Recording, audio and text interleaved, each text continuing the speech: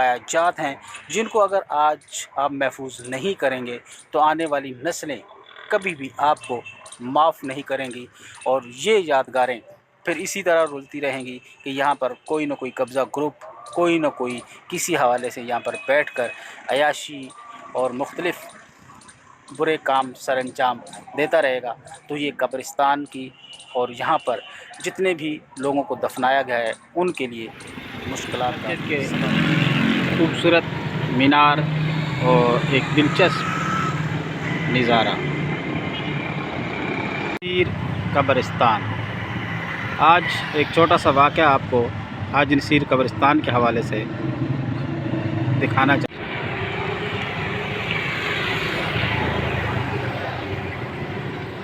हाजी नसीर कब्रिस्तान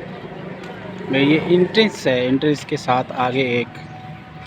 खाली प्लाट हम आपको दिखाते हैं। नवाब शाह में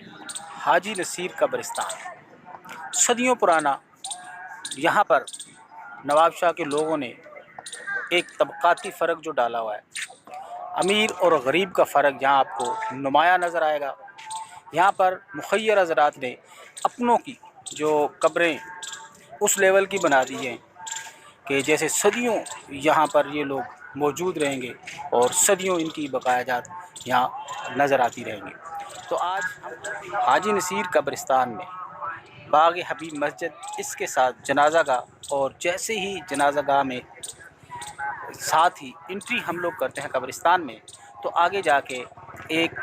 खड्डा नुमा जगह है जहाँ पर मुख्तलिफ़ टाइम में मुख्तलिफ़ लोगों ने यहाँ पर कब्ज़ा रखा और यहाँ पर अजीब व गरीब हालात पेश आते रहे। तो हम उन लोगों को ये एहसास दिलाना चाहते हैं कि ये हमारा पैगाम है उन लोगों के लिए कि आपने अपने लोगों के लिए, अपने बुज़ुर्गों की इतनी शानदार कब्रें बनाई हैं कि जैसे सदियों में वो याद रखी जाएंगी, सदियों उनकी निशानियां मौजूद रहेंगी। लेकिन उसके साथ साथ एक छोटा सा गड्ढा है जिसको भरने के लिए अमीर गरीब सब मिलकर उस गड्ढे को भर दें, ताकि यहाँ पर मुख्तलिफ़ जो लोग हैं जहाँ जो कब्ज़ा करना चाहते हैं उन इस चीज़ को कब्ज़ा से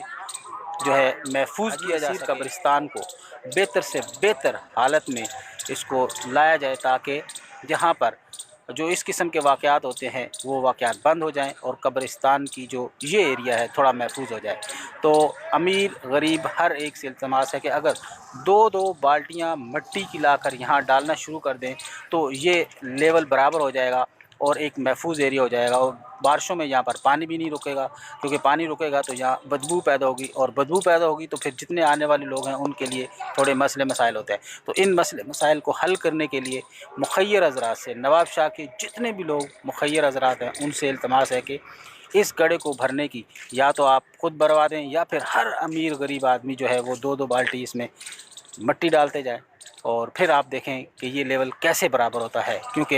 यहाँ पर इस कब्रिस्तान में आकर सब अमीर हों गरीब हों XYZ कोई भी हो तो सब का लेवल एक जैसा हो जाता है। तो उस लेवल को बरकरार रखने के लिए चाहिए कि आप इस गड्ढे को भी लेवल कर दें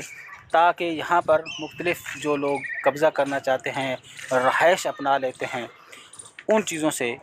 कब्रिस्तान को महफूज रखा जाए। सदियों पुराने कब्रिस्तान को महफूज करने के लिए नवाब शाह के लोगों का कोई किरदार नहीं है,